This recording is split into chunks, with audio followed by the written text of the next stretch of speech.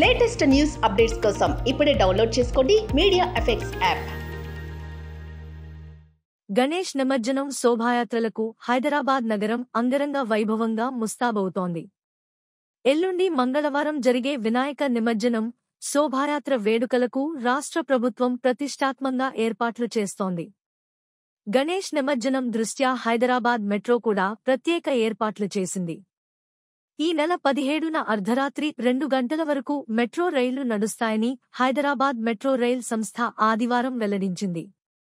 హైదరాబాద్ నగరంలోని చివరి స్టేషన్ల నుంచి రాత్రి 1 గంటకు చివరి రైలు బయలుదేరుతుందని తెలిపింది. నిమజ్జనం ముగిసే వరకు అవసరాన్ని బట్టి అదనపు రైళ్లు నడుపుతామని పేర్కొంది. ఖైరతాబాద్ గణపతి దర్శనానికి భక్తులు పోటెత్తడంతో మెట్రో స్టేషన్లు కిటకిటలాడుతున్నాయి. నిన్న ఒక్కరోజే ఖైరతాబాద్ మెట్రో స్టేషన్ను 94,000 మంది ప్రయాణికులు వినియోగించుకున్నట్లు హైదరాబాద్ మెట్రో సంస్థ తెలిపింది. ఖైరతాబాద్ మహాగణపతికి భారీ భక్తుల తాకిడి. ఖైరతాబాద్ మహాగణపతిని దర్శించేందుకు భక్తులు భారీగా తరలివస్తున్నారు.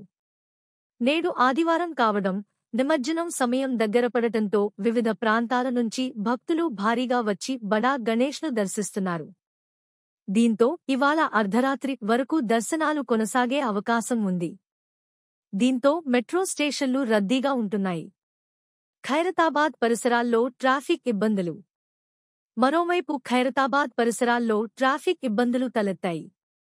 భక్తుల భారీ రద్దీని దృష్టిలో ఉంచుకుని పోలీసులు బారికేడ్లు ఏర్పాటు చేసి ట్రాఫిక్ను మళ్లిస్తున్నారు. రేపు మధ్యాహ్నం నుంచి నిమజ్జన ఏర్పాట్లు ప్రారంభం కానున్నాయి.